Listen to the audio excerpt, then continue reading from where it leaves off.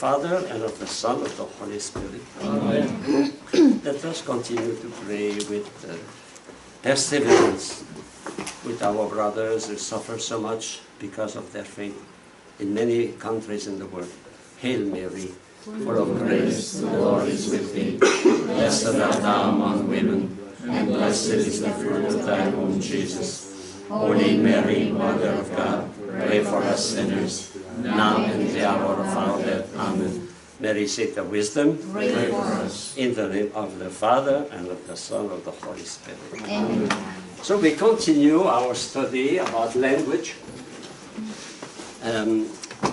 On page 15, now the phenomenon of the plurality of language.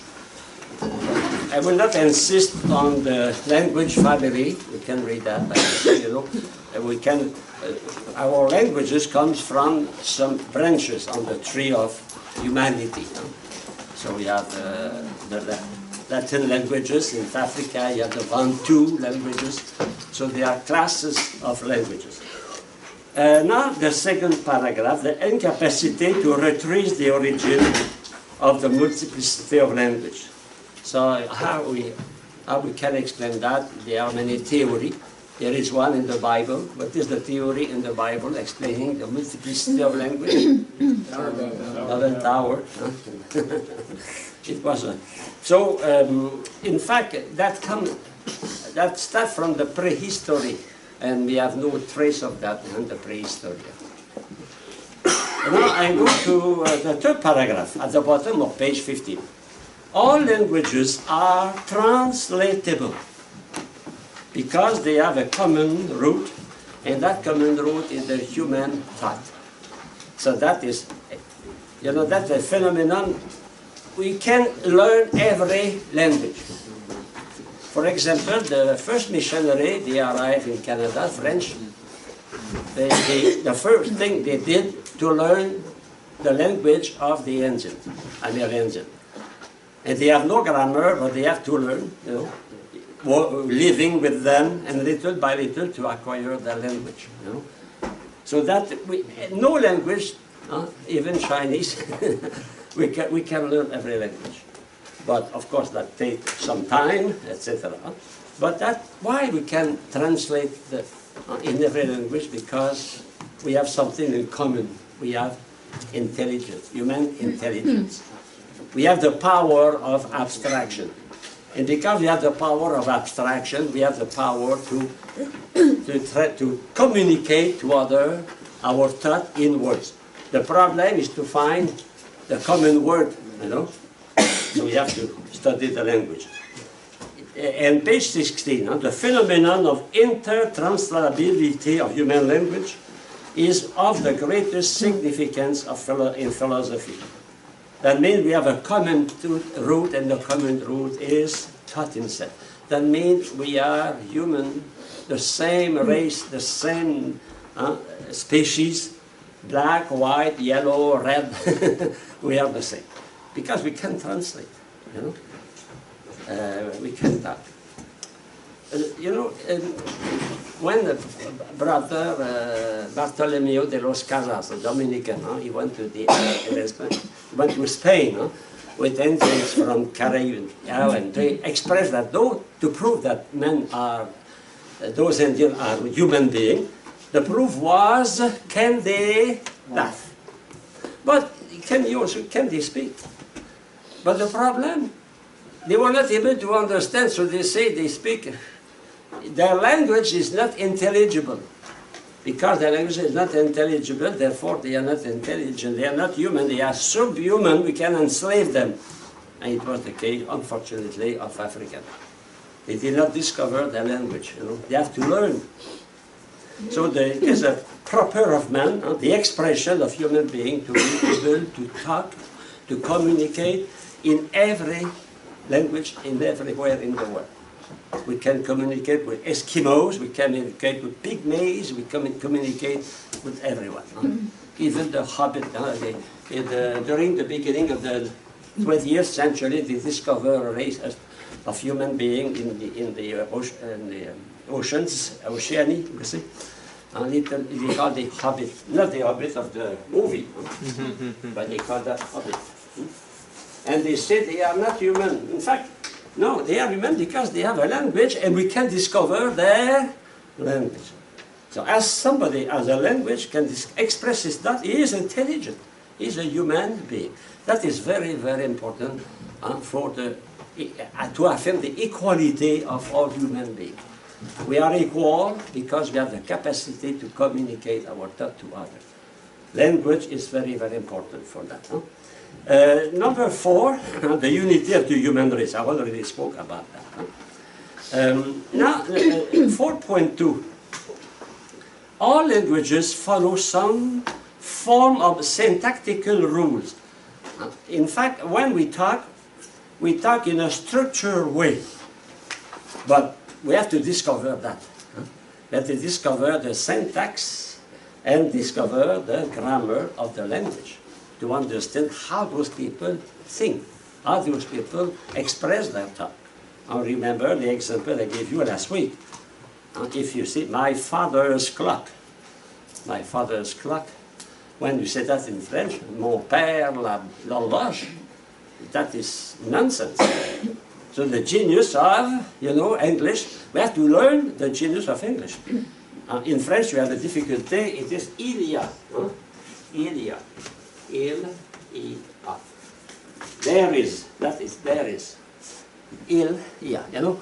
Every language has its own structure. We have to discover the structure. The German, they have words long like that.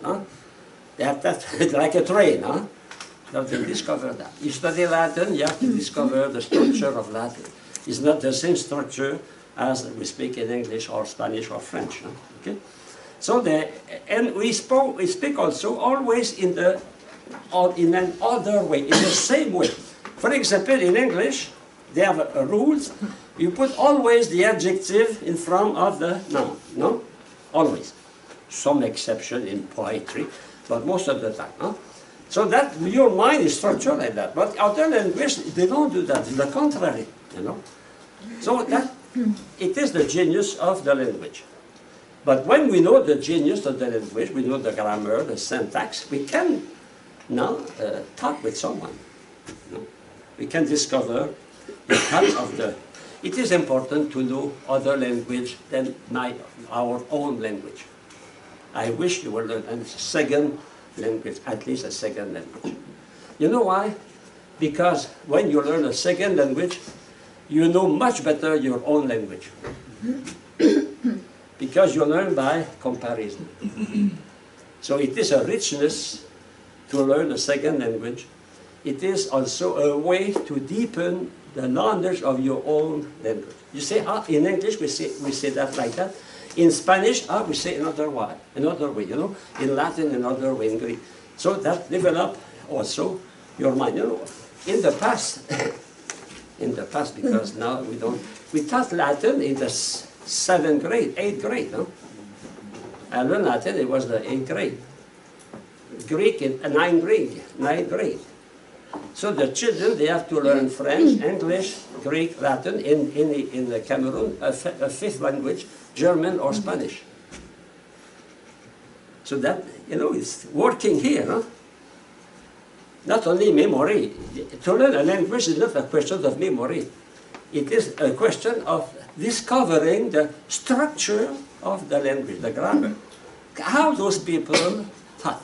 How they organize their way of expressing their own thought. The genius of the language. And I give a proof for that. If you go to Canada, you go to Canada, I welcome you.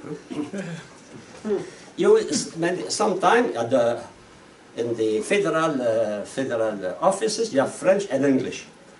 Most of the time, English is very short, and French is like that. You have a long sentence for French and short for English. What is the genius of the language? English is a synthetical language. And you say, keep out. In 2 words, but in French we say, veuillez sortir, aller à l'extérieur, go out, We have many words. That is striking. All the time you go on the highway, is this bilingual? French is large. Is this an analytical language? French, like Spanish, is analytical language. English is a synthetic language. What is that word? Synthetic. Synthesis. Synthesis. You put many ideas, get out. Get out. You use a lot of up, out, in, you know. That is the genius of English. So when you learn English, you must know all the postposition and the prefix and post at the end of the word. But we don't have that in Spanish. We don't have that in Latin language. So that is the genius of a language. Okay, the structure. In fact, what we discovered, we discovered that every language obeys law of logic. Every language is logical. There is no language without law, impossible. Otherwise, people will not be able to understand. So, when you study the verbs, for example, you study the indicative, the subjunctive. In every language, the indicative indicates a fact, the subjunctive indicates a wish or something possible or something desirable, etc. So every language has a structure. If there was a current in the 60s in Europe, especially in France, we call it structuralism. It was a philosophical current trying to explain the human conduct, the human person through the structure of mind. In fact, we are structured the same way. And who proved that? Our uncle Aristotle. In fact, Aristotle, the great genius of Aristotle, in my opinion, is to have discovered the way, the law of thinking. And they are the same everywhere in the universe. We are structured. So we are in the same race, the same species, because we think the same way. We grasp the thing, we judge, and we reason. And we observe the same law everywhere. Okay?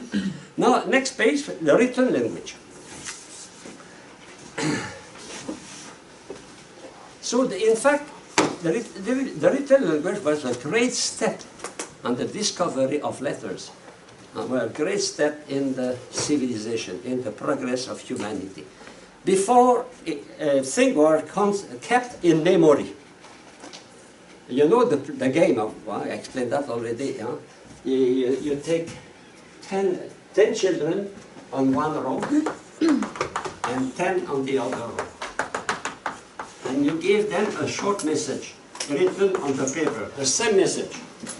And the same, for example, your father will give you a bicycle if you succeed in class. The first read that, and the second say that to the other, to the other, to the other. And finally, the last is invited to write the message. What happens? Completely different. And that is the fun. And but that proves the danger of oral tradition is to embellish, to make simple fact, epic fact, you know. To use our imagination and also to prejudices, because we want to narrate the history in our favor. Anyway, in every country, when we teach history, we make a choice. Sometimes I tease my American confrère. I say, do they speak in your history about 1812? 1812? What is that? The greatest victory of Canada over United States. You never know that, because there is a selected memory. No. Okay. By curiosity, you will inform me after the class. No, but that is interesting, only for you. Now in Europe, in Great Britain, for example, they decided to speak no more about the Holocaust. So it's no more in the book of history, official history. They want to erase that, delete that, you know. So imagine, even with written text, we are able to change to oral. So when we arrived to write the first text, it was a great step. Because we can fix the ideas. We can fix that on the paper or on stone or on wood, etc. So, but that is very recent. Maybe 6,000 years, 5,000 years before Christ, we began to write. And the first country to do that were Iraq and Iran, the Persian and Media, you know. Sometimes we consider those countries a little bit. They were the most advanced they invented writing, the first alphabet. First alphabet. Okay? So the alphabet is the way we fix the thought in the matter. Because before, nothing was able to fix the thought in the matter. Now we can fix the thought of a man in the matter. What my father said, now I can write that. What Aristotle said, I can write that. I don't do that only through oral tradition. You know? So it was a great, great progress. A great progress. And the written word are fixed. So when they are fixed, we cannot change that. For example, they discovered in 1948, not far from the Dead Sea, and Qumran, they discovered rolls. Rolls of, and in fact, they were made with skin of sheep. And when they discovered that, some people used that to make shoes. But they were the document of Qumran. They were the Bible written on skin, the skin of the animals, because there was no paper at that time. But that is excessively precious, you know, because we have the exact text, how it was written before Jesus Christ. The text of Isaiah, for example. It was a great, great discovery. Recently, 2-3 years ago, in south of Egypt, a farmer, when he was working in his field, he discovered rolls written by monks, the father of the desert. Unfortunately, his wife used many of them to cook. But they were precious because we can find exactly what the people thought at that time.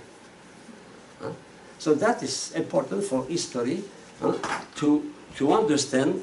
If we want to understand man today, it's good to go to the past to understand how and make a comparison to take benefit of the past for the future.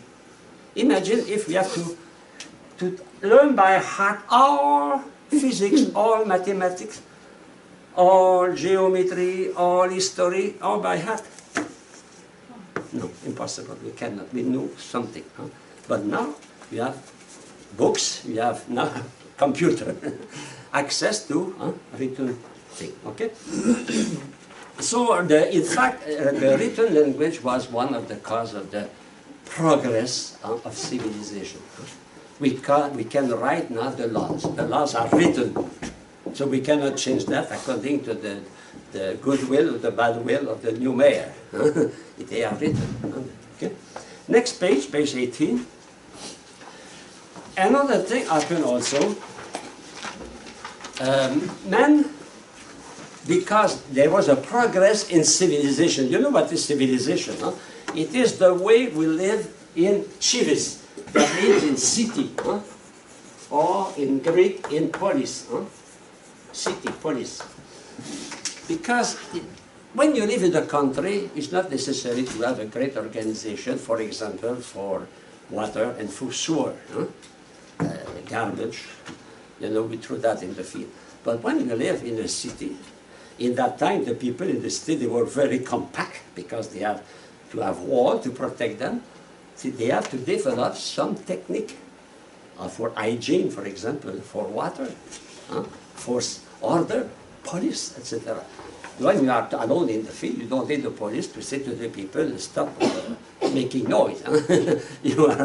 But now there is, a written language was a factor to develop civilization because we can fix what they did, the progress accomplished by my father can be fixed, It can be used now by myself and by my son and my great son, etc. So we use the discovery. An example of that, Archimedes. Well, you remember Mr. Archimedes? Huh? He discovered the law of hydrostatic. But that law of hydrostatic was fixed on the paper. And now everybody in the world can use the law of hydrostatic to go on the sea, even to float in the air, you know. The same law of hydrostatic.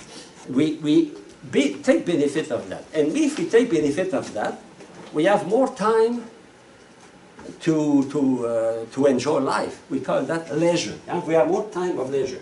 Well, the advantage of the city is leisure. That means it is so well organized. I give you a simple example.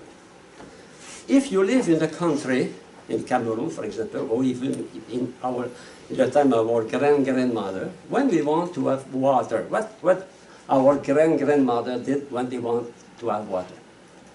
They have to walk, they have to go outside, they have to pump, or they have to go to the river, they have to take water. That we do now in Africa. That takes time. When a child after the class in Cameroon goes home, you have no school bus. Huh? They have to walk from 4, 5, 6 miles. Huh? When you arrive at mother, say, hey, go now, take water. Go to the well and take water. So, now, if we have a tap, you arrive in your room, do you think about why? Because you take benefit of civilization. So the progress of civilization is linked with the progress of the written language. Because the technician can fix their discovery. For example, this carpenter here, before doing this test, what he did? A plan, huh? He did a plan. He fixed that on the paper. Because he fixed that on the paper, he can now. The same for a plane. We don't say, okay, let us try that. Maybe, no. We make a plan. They work years sometimes. After that, they put that into practice. So, progress of civilization. Civilization is more in the possibility of having a good life, comfortable life, secure life. Culture is more in the level of the mind. A sense of beauty, for example. Art, music, that is culture. But technology is more attached to civilization. But both are together. When the people is more civilized, have more time for leisure, he has more time for culture. Okay? And another thing also, the people, look at the world. Where are the nation the more advanced technologically? Where people can read, can study, can go to university. The country where people cannot read, they cannot go to university, they are not developed. That go together, huh? Okay? So art and science are linked with the development of the written language. Huh? And you have the creation of books, because book existed even before Gutenberg, put together. And after that, we put books together, we have library. The library are the reservoir, the tank of thinking, thinking tank. In fact, you go to the Library of Congress, imagine all the knowledge you have in that building. Any library is a fountain of knowledge. You can take, get information, you can educate yourself. Creation of library. Okay? And the conservation of data. You can't keep now the discovery, the progress made by a man, we cannot continue using his data. And after that, other we use my data. It is the way we progress. For example, we take benefit of the discovery of Louis Pasteur, the one who discovered the germs. And now in Pasteurized. In microbiology, we take benefit of the discovery of Pasteur. Of course, we go further. But we can go further because Pasteur discovered that and wrote that and presented that to other doctors, and that was extended in the whole world. And now people, They take care of, we don't drink directly the milk from the cow. You know? We have to pasteurize to kill the germ, otherwise diseases will spread. So that is important. Huh? We take benefit of the thought of Aristotle, the thought of Plato. Huh? In music, music is a written language. Imagine if there is no possibility of writing music. That means everyone should to learn all that by heart. So music is put on paper. So today, you can play the music written by Mozart, written by Joachim des Prés in the 15th, 16th century. You know, that is a marvel. It's a marvel. We are so familiar with that, we don't realize the privilege we have to be able to write and to read. I saw a movie a few years ago. It was very interesting. It was a businessman. He was about 45 years old. He was a bachelor. He was very successful, but he was not able to read. He never learned how to read. He was very good in business. He was able to count, not to read. And one of his employees discovered that he was not able to read. He had a lot of tricks. It was very interesting. The movie, we see all the tricks used to hide his incapacity of reading. And that kind of woman did not manifest. She knew that. But little by little, she taught him how to read. And finally, as a very good American movie, they fall in love.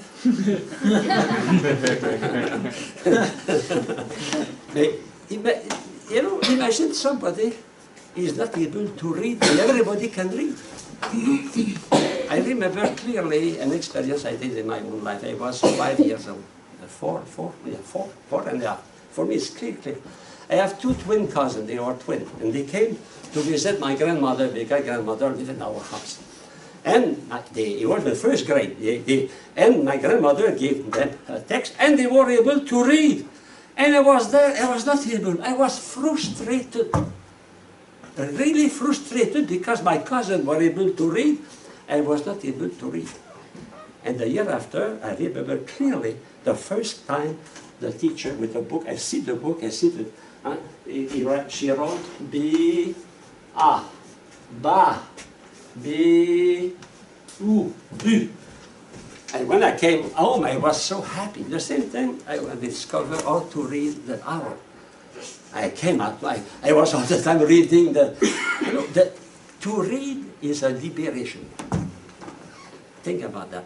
You know, a great service you can do to the immigrant to teach them to read and to teach them to learn the language of the country when they come. Because they are prisoners. They come here, they don't know the language. They cannot read. They are like prisoners. So teaching them math doesn't help them? Uh-huh. Teaching them math doesn't help? Teaching? Teaching math doesn't help? Teaching? Just teaching. Math. It's a liberation of the mind, of course. Teaching, in fact, when you teach somebody how to do something, you teach how to read, you free him. You make him a free man, a free woman. Another example, you have a computer. I gave a computer to an old person, huh? Somebody, I have a friend, he is allergic to computer because he worked many years in the post office with a computer. Now he don't want to understand computer. But if he learns how to use a computer, he becomes free. He can do many things. Alphabetization. To teach one how to read is to make a man, a woman free. That like a businessman. Think about that. You know what we should do? It's a proposition. Why on Saturday we don't receive immigrants and teach them English? And teach them how to go to the doctor, how to go. They need that. You know who do that now in the United States? Evangelical. Evangelical are very astute. They go, they try to find the people. When they arrive, they go to them, they explain what they do, they fill all their form. And after that they say, do you pray? Oh yes, we pray. Do you want to pray with us? Oh yes. And they become evangelical. The same in Peru. So that, to teach, to learn, to teach and to learn, make one to learn how to read, how to write. It is a liberation. Okay? I go to page 19. You know, I spoke about alphabetization. No? When you can read, you can educate, you can learn. If you can be educated, you can attain the level of power. The level, who go to economy, who go to politics, who go to the mass media, those who can read, those who are learned. Those who are learned. So that is important. We see that in Cameroon now. In 1958, when the country became independent, who took the power? Those who were able to read, to write. Who were those who were able to write? Seminarians, Catholic and Protestant, and catechists. In fact, they were those who became civil servants because they were able to write and to. The other was not able. And the president of Cameroon is a former seminarian.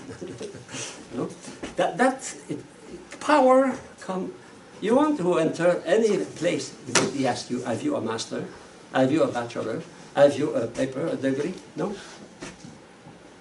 Learn, even in our country here, to be educated is the key to politics, the key to power, the key to money, the key to have an influence, the key to priesthood also. I don't think it is the key to nunhood. No, sisterhood. They don't, it's not necessary. Okay. Holiness is necessary. So the alphabet, I don't know if you realize the marvel of alphabet. 26 letters, in English, 26. With 26 letters, you can combine them and write billions of words. Not only millions, billions of words with 26 letters. Isn't that a marvel? Music, how many? 8 plus 5 half tone. Huh? With that you can create billions of melodies. That is the genius of man, no? Intelligent. Alphabet is a marvel. But we are not aware of that. But I think that class can make you aware of the privilege we have to know, to be able to write, to be able to count. Imagine with 10 symbols, 1, 2, 0, 1, 2, 3, etc., of 9, with the Arabic people were able to count everything. Only 10. 10 symbols, all mathematics. 26 in Chinese, 19, 10,000, that is different. And Mao Zedong wanted to simplify that, but he was not able to write because, you know, to be able to write is a privilege. In some country, they don't want others learn to write because they have the privilege. In the Bible, who were able to write? The scribe, scribere, the scribe. Probably Jesus was able to read, he was not able to write. Probably. Because the majority of the people were able to read, but they were not able to write. And there is a French song, maybe you listen to that. It is for children. Au clair de la lune, mon ami Pierrot. You know that, huh? Prête-moi ta plume. Okay. At mid-line, my friend Peter, lend me your pen to write a word. What is the meaning of that? That means when the man wanted to write a beautiful letter to his girlfriend, he went to a specialized man called Peter, and he asked, lend me your pen. No, that means lend me your capacity of writing. Write a beautiful letter to my friend. Okay? So that, in Cameroon, I saw that. If you look to Yaoundé, you will see on the street many men, young men, old men, with a typewriter. They are there, they are waiting. And people are right, they say, can you write me a letter? Or can we fill a form for the government? They live with that. You pay and they write your letter, you know? And you trust what they write. Okay. We spoke about library. Huh? Library, they are the memory of the humankind. And to destroy a library is a catastrophe. It is what they did when they destroyed the library of Alexandria, one of the best libraries. We lost so much of the genius of the humankind. Huh? Page 21, writing gives us entry to the very mind and heart of the human race. In fact, when we read another wrote, we enter his mind. Suppose you write a document today, a book or a tale. In 200 years, somebody will discover that. He will be in communion with you. He will enter your mind. When you read Aristotle, you enter the mind of Aristotle. When you read the Gospel, you enter the mind of Jesus. And Jesus enters your mind. Because it's a communion. It is knowledge. Knowledge is an intentional relation. Huh? It is a communion. That is wonderful. So a written text allows us to enter the heart, not only the mind, the heart of the people, even in the past. And that makes the interest of literature. In literature, you know how to express our thought, our feeling, and we try to understand the feeling and the thought of others. Huh? And when you are alone, what you do when you read a novel? Huh? You read a biography. If you read a biography, for example, of Saint Teresa of Lisieux, then you are in communion with her. You live the story of a soul, then you are united with her, you know. Okay? So that's, you know, that is interesting. We are transcending time and space. Writing, reading, allow us to transcend, to pass over time and space. I can dialogue with Plato, and Plato died 200, 400 years ago, you know, 2,400 years ago. So that is a marvel of the capacity of reading, to be able to read. Okay? Number 9, I already spoke about that, the factor of development of civilization. Because we are not obliged to discover anew what my father discovered. Because my father discovered, he put that on paper, and now I am able to use that. That is. Number 10, the effect of the invention of the printing press. Bon. You know, who were able before Gutenberg, the inventor of the printing press, who were able to buy books? Only the rich people, very rich people.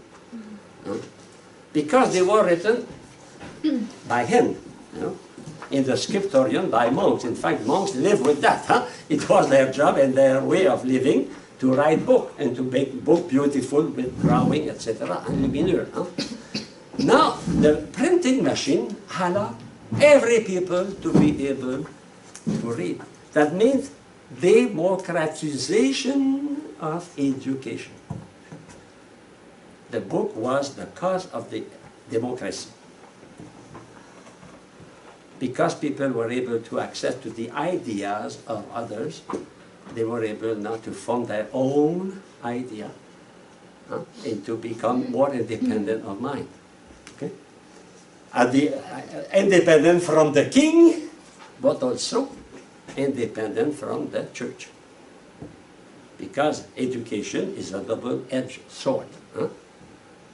Because when you educate someone, you make him thinking by himself. You make him critical. We must be able to criticize. I mean to use our judgment. So we can form even high school. High school does not form necessarily good Catholic. It can form good anti-Catholic also. Huh? Many students of the Jesuits become anti-Catholic, like Voltaire. Huh? You know?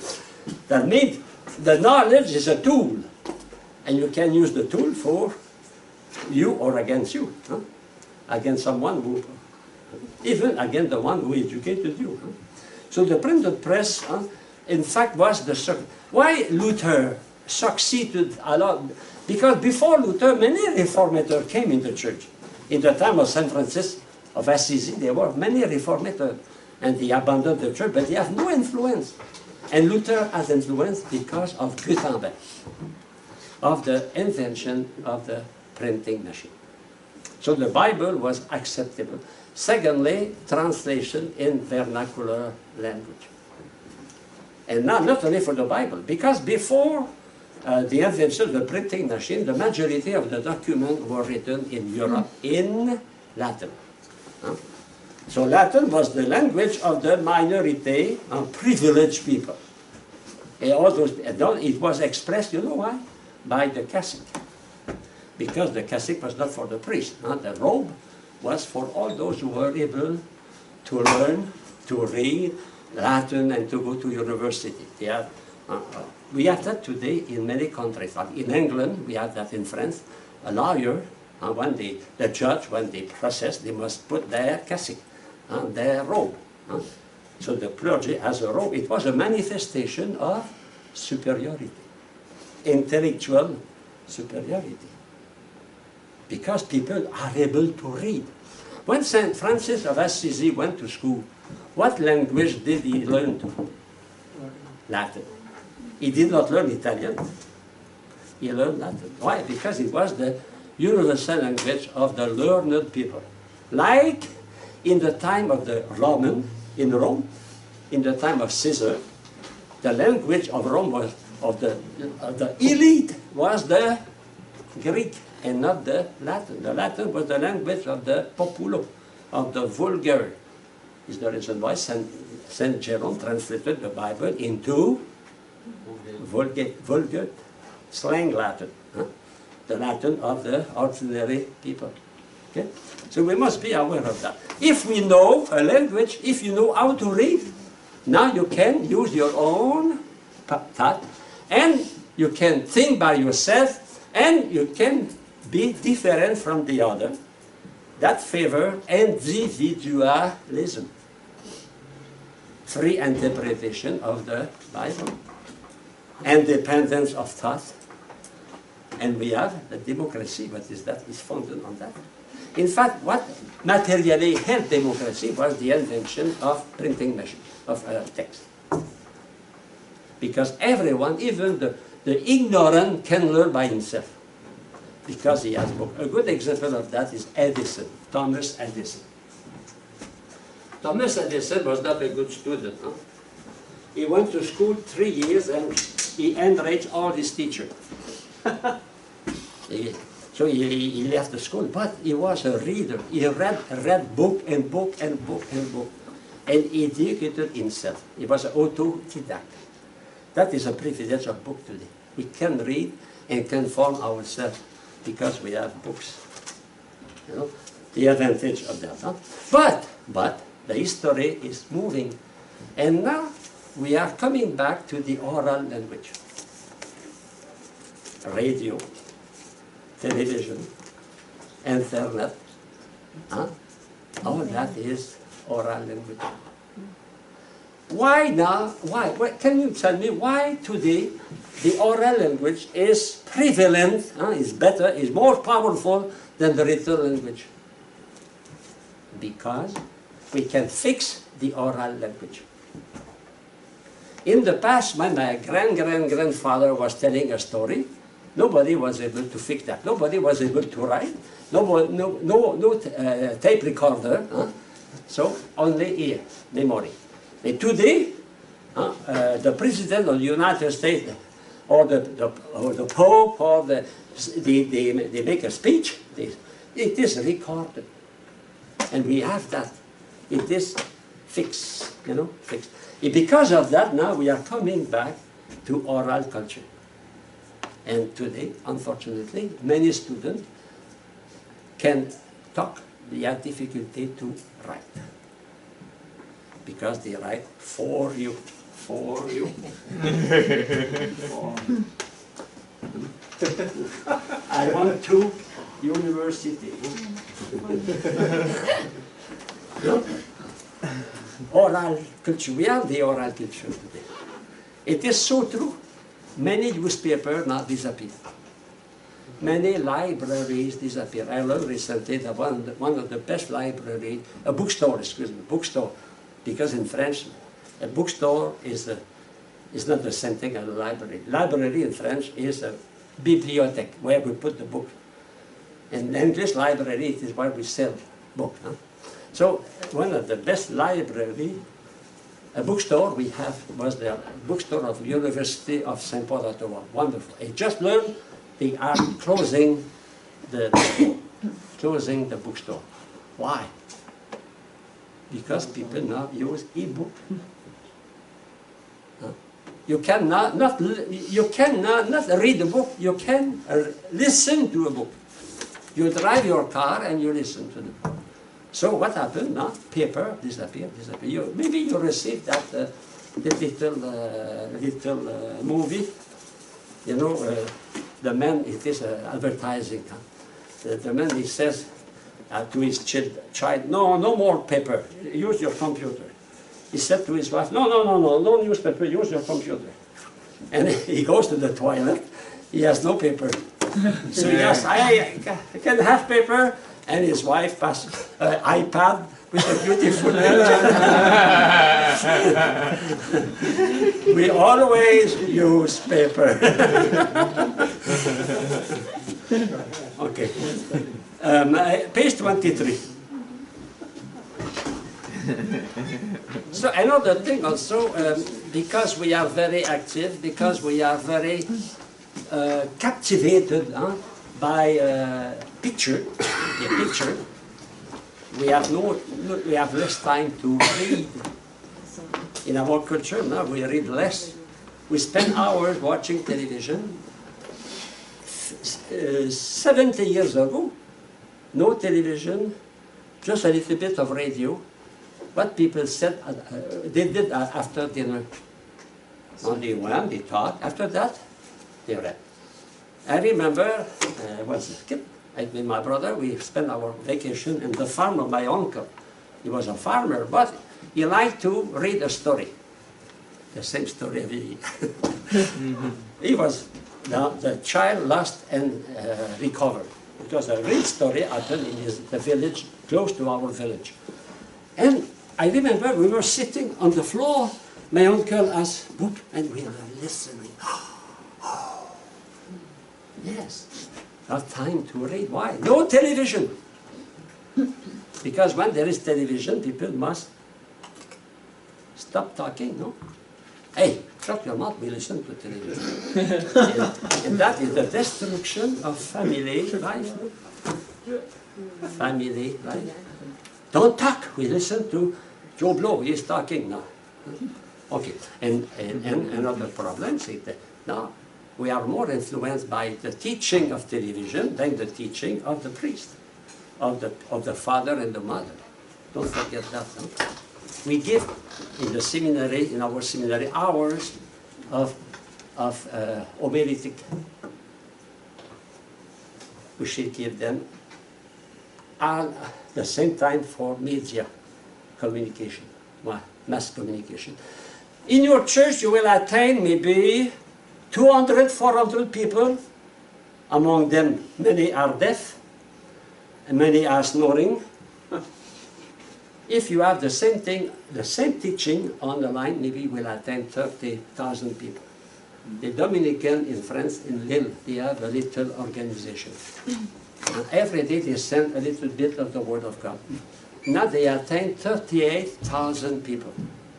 If they stay only in their chapel, very pious, they will attend maybe 35, 40 people, like AWTN every day. Think about that. You know, we should adapt our teaching of the, we speak about the new evangelization, and the Pope is very aware of that. He is on Twitter, huh? And he had hundreds of people, they go every day to listen something from Pope Francis. Now, think about that. That is very, very important. Otherwise, we will miss the train, you know. We are no more in the 19th century, we are the 21st century. So we have to adapt. 50 years ago, books were very important. Today, even we don't like that, mass media are the most important. We must be mastering, we must master the mass communication, internet, television, radio. We must do that. It's not a wish, it is a necessity for evangelization. If we don't use those mass communication, we lose the people. They don't go to church. How many young people you see in the church? But you see them in front of their computer. And you can attend them to the computer. After that, they can come to church. I know an old brother, he was 85. That old brother learned how to use a computer. And because he had nothing to do except to pray, what he did, he was a spiritual director about 80% through the computer. He was 85. He was really adapting evangelization to the modern way of communication. We are in a world which speaks a new language. We must be aware of that. And don't forget William James. He says, if you want to teach Latin John, you must know John. If you want to teach the gospel to the people, you must know the people. What they use? They don't use paper, they use internet. No, I'll go to the internet and try to attend them through the internet. Huh? Okay? Some dioceses are very well organized, but some are almost nothing. You know, we have here some vocation.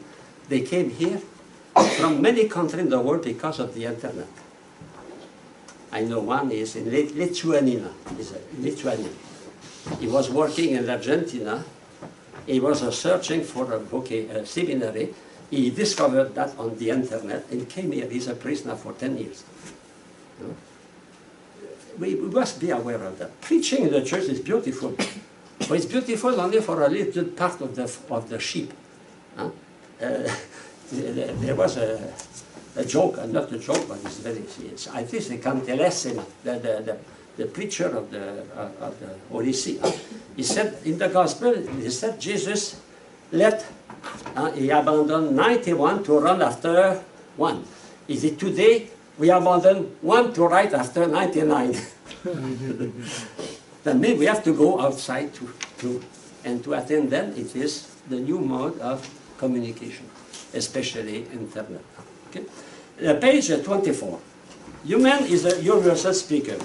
Well, we can speak with the past, we can prepare the future, so we can say that language is atemporal, like idea. Idea are atemporal. Okay? You can read that by yourself.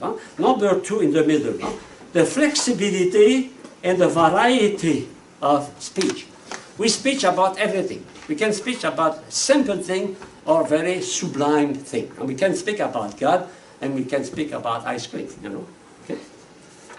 It is good, both are good, but not in the same manner.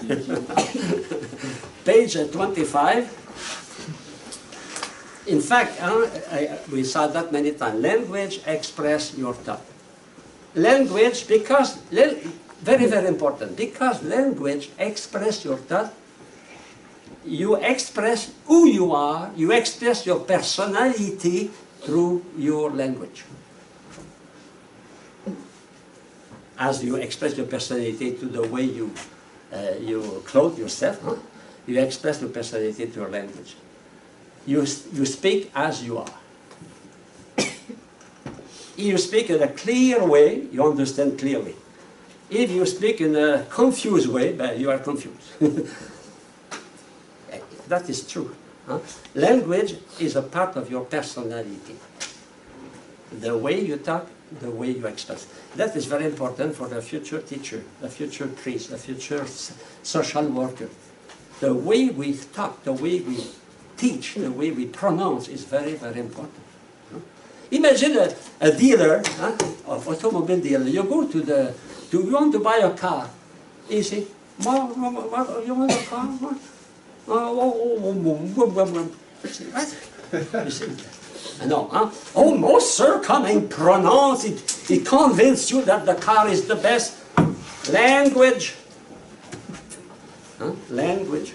The way we pray express our piety. Hail Mary, full of grace, the Lord is with you. Blessed are you among women, blessed is the fruit of thy womb, Jesus. Holy Mary, Mother of God. Holy Mary, Mother of God. No, it's different, no? Think about that. We express what we are through our language.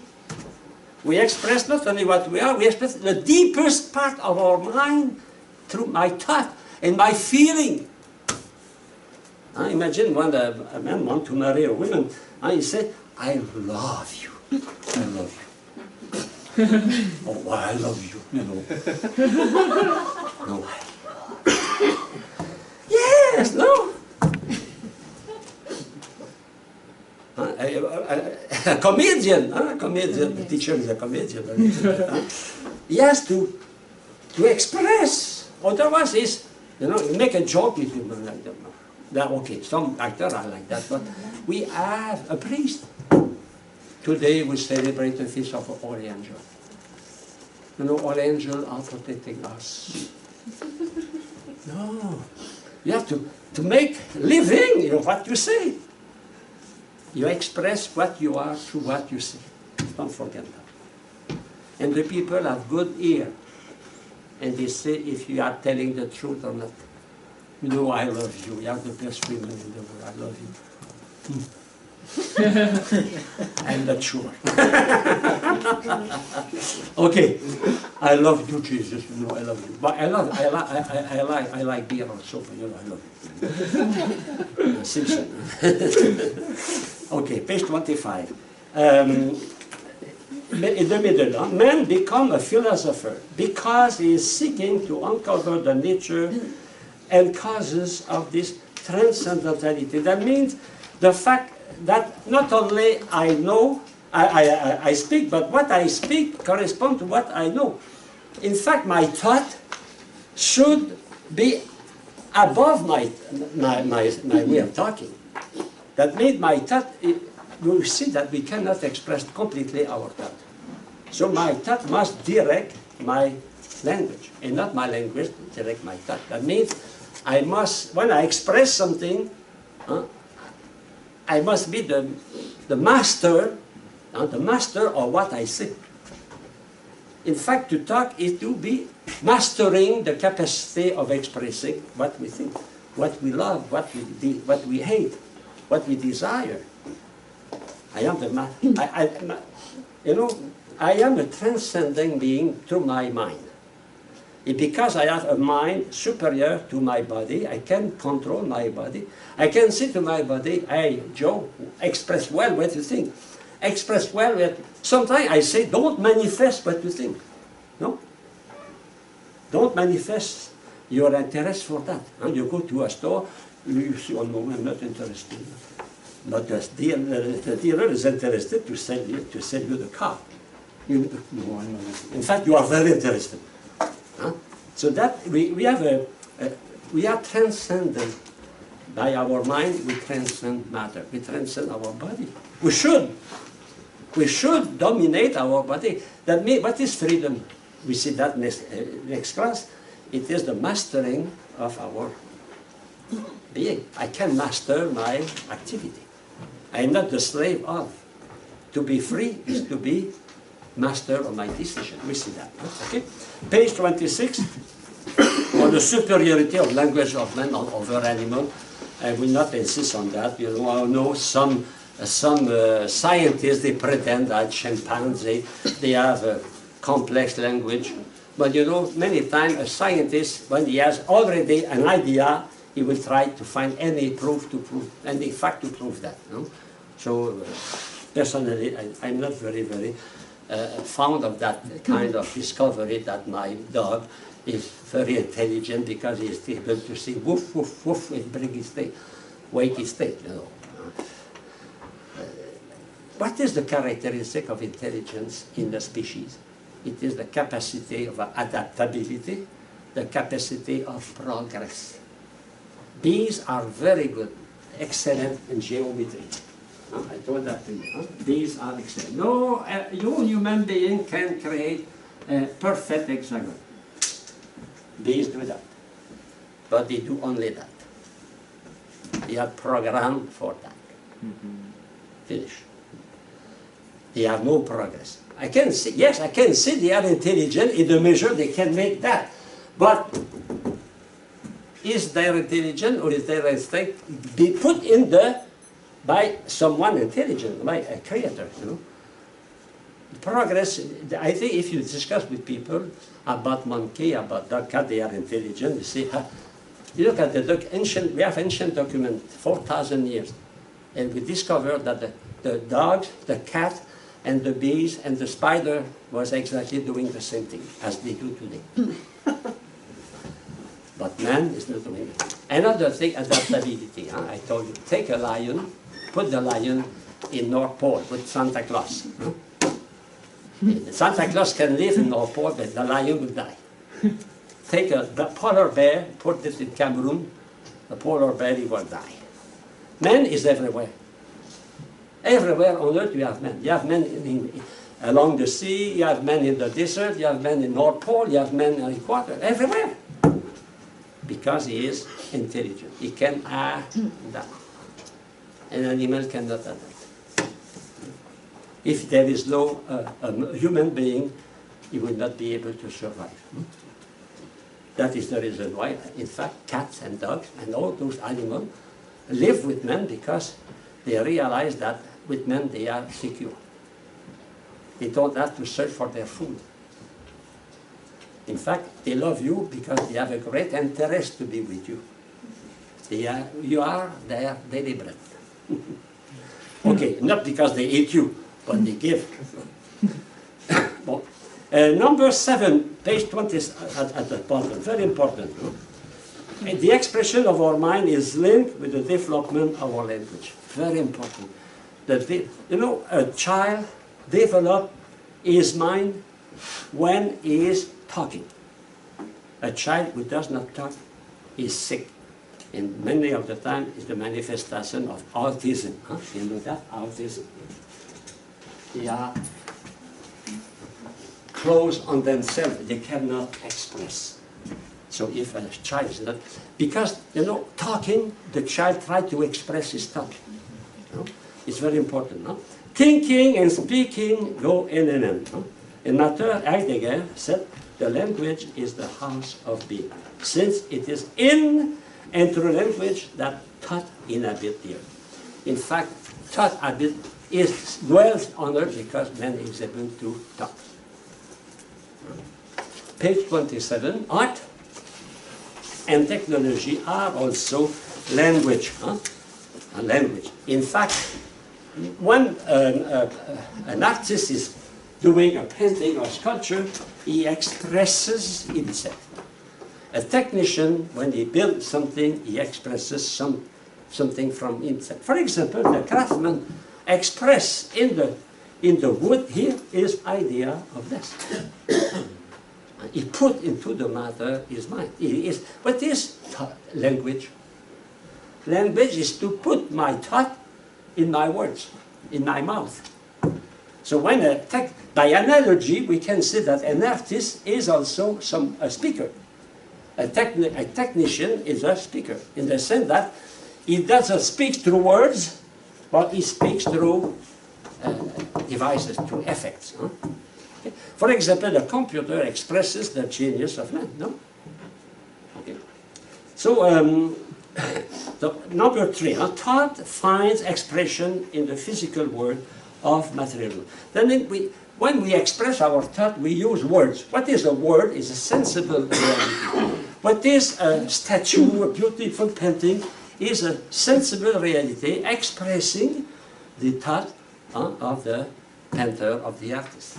So that, it's important to see art and technology as an expression of the intelligence of man. Huh? It's a language. Page 28. Art and technology are more than expression of language. What do? They humanize matter. Art and language is humanization of matter. We take a block of marble and we make a beautiful statue. We humanize, we put into things that have no human dimension, we put a human dimension. The carpenter put into the desk a human dimension. A desk is human by the idea of the carpenter. And the desk is used by a human being because the carpenter put this idea in the desk. So he humanized the nature. We humanize, not destroy, humanize. And maybe we should make the nature at our service, but we make the nature at our service. Genesis chapter 2, dominate the nature, control the nature, but not to destroy it, but to make it filled with our thought, with our love, our affection, a sense of beauty, etc. Okay, page 29. Well, that corresponds to what I told you here. Number 6 in the middle. Through creative making, the intelligence can inhabit the manufactured product. So in every product you have, your pencil, or your shirt is an expression of human thought. The difference, even the way you comb your hair. No? When you comb your hair, you put in your hair some idea of beauty. You humanize your hair. You humanize the thing. You put flowers. You try to make flower a part of your thought, of your expression of love, of beauty. That is important. Man is as the dominion. Dominion does not mean to destroy. Dominion means to put my mind on that. Dominion means master. Dominus in Latin means master, control. Okay? Art is for pleasure, beauty, and technology is for utility. But utility can go also with beauty. With beauty. Okay? Page 31, superiority of man on other animals. Well, that is clear. A man has a creative power. He can progress. Animal, or for some animal, they can adapt for a few moments, but they stay there. But man has a power. Look at the infinite possibility of creation of man. Can you find in the whole universe exactly 2 rooms exactly organized the same manner? Very rare. If I visit all the rooms in St. Philip, I'm sure I will not find 2 rooms exactly the same. Why? Because each one has an idea of what is a room and put that idea in his mattress, in his desk. No? Every house, even if the government builds 50 houses exactly the same, if I enter each one will be different. Think about that. God loves variety. God does not love uniformity. Otherwise, he will have created only one species of flower, one species of cat, one species of dog. We have a lot of different dog, cat, flowers. God loves variety. It's so true that not as 2 men on the earth has the same fingerprint, the same form of iris. Not 2 on billion of men. God loves variety. He enjoys variety. What about twins? No. Twins are not identical. We say identical, they are different. They have personality. Okay? They have different fingerprint. Okay, why? Because why man is able to do that? Because God gives, man is made at the image of God. God is a creator. Man is not the creator, but he shares in the creative power of God. And God created a lot of beautiful things, many different, thousands of insects, thousands of flowers different, and man sharing that. Sharing that. Okay. Finally, on page 32, if you go to number 11, man can examine his ability to explore the ultimate meaning of of himself and of the world. That means man can reflect and can express his reflection. In fact, man is a philosopher. Man is a metaphysician. We are tending toward the ultimate causes. And we communicate that to others. And we communicate. It is a need to communicate our thought to others. So that chapter is, in my opinion, is one of the most interesting for me. I like it, to reflect on language. But language is in fact the expression of what we study since the beginning of the semester. Through language you express your sensation. Through language you express your imagination, image, even your dream. You express the phenomenon of the past, memory. You can preview the future. You can express your idea, your judgment, your reasoning. In fact, all that is in the language. Is it so true? We could begin a complete class of philosophy by first studying language. And through the study of language, we arrive to exactly what we study. So with that class, we finish the first part of the semester, the part of knowledge, which is the specific to man. The second part will be the part of the freedom, emotion, passion, appetite. That means when we know something, we are in tendency to the good of that thing. If I know what is a coruscant, I know a coruscant is very good, it's very sweet. So I say, oh, I want a coruscant. So freedom and knowledge, they go together. The will, and the second part is also very important for you if you study ethic. Because the second part, in fact, it is introduction to ethic, to fundamental law. Okay, have a good day. God bless. Good weekend.